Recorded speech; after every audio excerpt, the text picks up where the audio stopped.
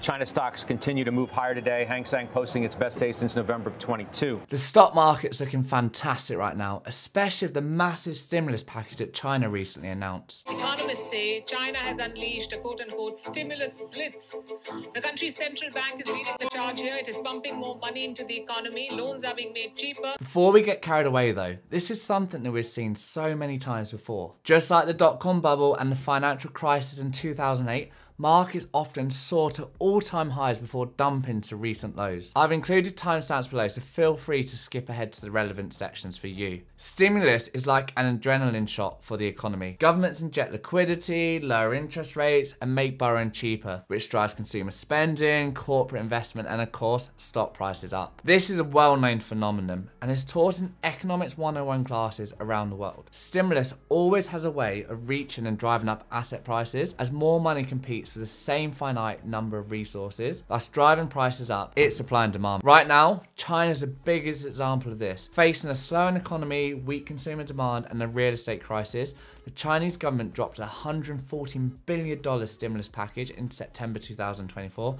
to help prop up the economy. This has led to a short-term market rally, with investors rushing in, eager to capitalise on the newfound liquidity. But here's the thing, this is nothing new. Governments around the world often use stimulus to keep their economies afloat during hard times. For example, after the 2008 financial crisis, the US pumped trillions into their economy to keep it from collapsing. We also saw the same thing during the COVID-19 pandemic. Fiscal stimulus led to a sharp increase and rebound in asset prices after the initial drop. But after the stimulus fades, the real economics problems often resurface. Unfortunately, stimulus doesn't always fix the underlying issues, and therefore you can consider it a band-aid on a massive wound. As I touched on in my recent video, in China, the biggest issue is the real estate sector. Home buyers are afraid of not getting the home that they paid for. The problems China have now are deep-seated structural ones. I think the consensus is already that for China, the property sales may not go back to yesterday. Huge developers like Evergrande and Country Garden are either collapsing or facing significant issues in recent times, leaving billions in debt and unfinished projects. The government's liquidity injections might stabilise things for now, but if consumer demand and real estate investments don't pick up, this pump could quickly turn into a massive dump. Even if by some miracle the Chinese government can save the economy, the next risk I see lies in Japan. Whilst China is lowering rates and injecting liquidity, Japan is doing the opposite. This year, Japan made a significant move by raising interest rates for the first time in decades. The Bank of Japan, known for its ultra-loose monetary policy, has been keeping rates near zero or negative for years to boost economic growth and fight deflation. However, with inflation pressures increasing and the yen underperforming, Japan is now allowing long-term interest rates to rise above 1%. This is huge. Japan's economy has historically been driven by cheap borrowing costs. Any changes to this have the ability to upend the global financial system. Japan is one of the world's largest holders of foreign debt, with low interest making a key player in the global lending markets. As rates rise, we could see significant shifts in capital flow, resulting in Japanese investors pulling money out of the risky foreign markets and then reinvesting domestically. This could lead to increased borrowing costs and liquidity tightening in global markets, putting downward pressure on stocks and thus increasing volatility, something they don't really want right now. Additionally, Japan's rising rates could also affect the global bond markets, as Japanese investors hold massive amounts of US government debt. With rising rates, we could see capital being redirected back to Japanese bonds as they become more attractive with higher yields. This could cause bond yields to rise globally, further straining borrowing costs for governments and also corporations. To really bring this to light, let me dive into what happened in the 1980s when Japan started to hike interest rates. Back then, Japan was riding high with a boom in real estate and a stock market bubble, fueled by cheap money and speculation. When the Bank of Japan started raising interest rates in the early 1990s, it popped that bubble, triggering the lost decade. This led to the Japanese economy experiencing stagflation for over 10 years, with deflation and weak growth becoming the new norm. This past experience serves as a stark reminder that rapid rate hikes can have a disastrous consequence, particularly if done in an over-leveraged economy. Given the global interconnectedness of markets today, Japan's actions will be felt worldwide, especially as many countries are facing similar challenges: high inflation, slowing growth, and over-leveraged corporations. As Japan's rate hikes disrupt global liquidity, we could see a repeat of these adverse effects across other major economies. Now, unfortunately, that isn't all. If we're able to survive China's real estate crisis and Japan increase in interest rates, we also have the commercial real estate crisis that we're facing globally that has the ability to unsettle things. It's the biggest real estate crisis since 2008. As I touched in another video recently, commercial real estate is also looking extremely fragile right now.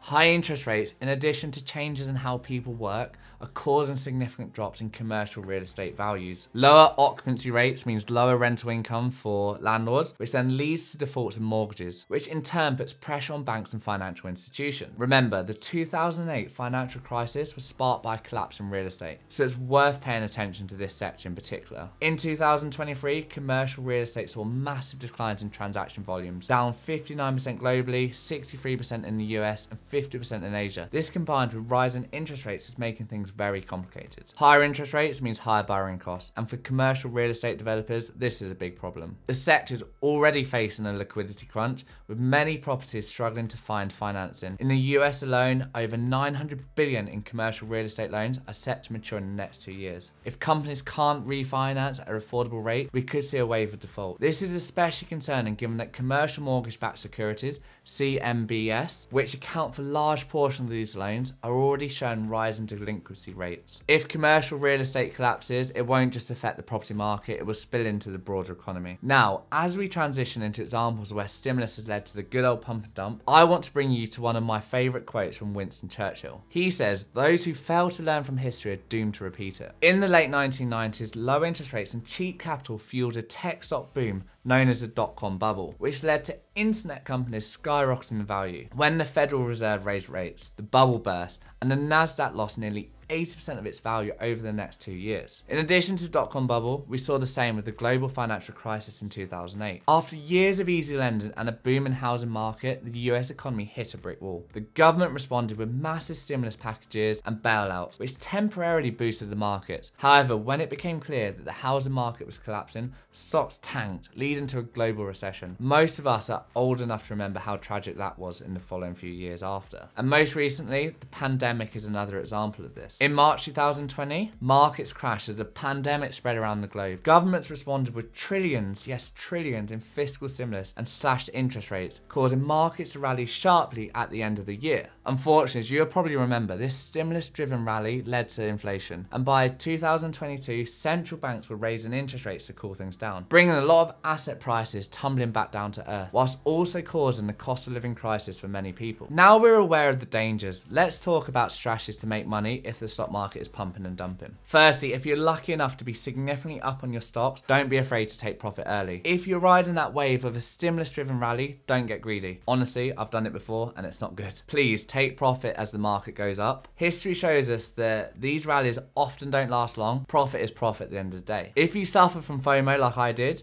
and you don't want to miss out on potential upside, perhaps consider taking your initial investment out when you hit a good upside. Also consider selling in tranches. Personally, I set targets and sell a percentage of my assets when it hits those. This way I maintain the upside but also limit my downside. A trading stop loss can also be a good mechanism for protecting your upside. Remember, everyone says that the market is always going up until it doesn't. I fell for this in the past with meme stocks and I lost a lot of money by holding it all the way to the bottom. Now, don't have all of your investments in one sector or region. Diversify across different asset classes such as stocks, bonds, and real assets like commodities or real estate. This will help to cushion your portfolio when one market crashes. Next, look for opportunities in safe haven assets. When markets get shaky, investors often flock to safe haven assets like gold, government bonds, or even cash. Having a portion of your portfolio in these assets can provide stability during a downturn. If you've been watching the price of gold and silver lately, you will see how much it is rallying right now, which is a sign of things to come. Now, if you're feeling more advanced, you can head with options or inverse ETFs. These tools allow you to profit when the market is going down, allowing you to offset your losses in your long positions, and this is a common thing that hedge funds do. Remember, be patient and look for good companies and assets that are undervalued. In the COVID crash, I personally doubled my money by buying blue chip stocks such as BP, Lloyds, etc.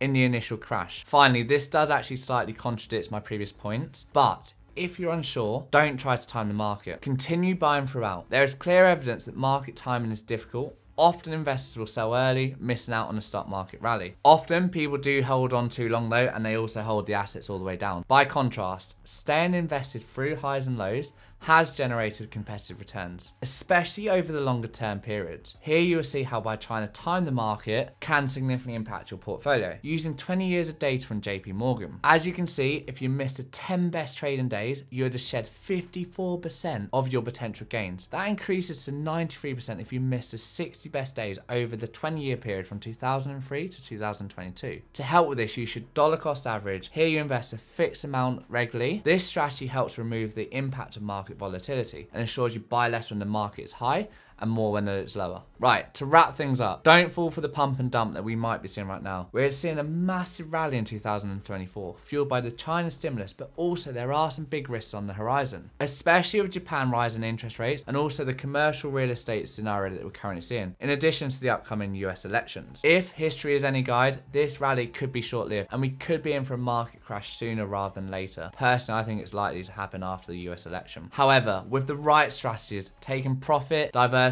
and looking for opportunities in both the pump and the crash, you can come out ahead and make a significant amount of money. Watch this video here if you want a further deep dive into the Chinese and the commercial real estate crisis that we're currently seeing. And this video here if you want a deep dive into the recession indicators that are flashing warning signs right now and could be indicating that we're in for a shock coming up. Don't forget to like and subscribe and hit that notification bell if you've enjoyed this content.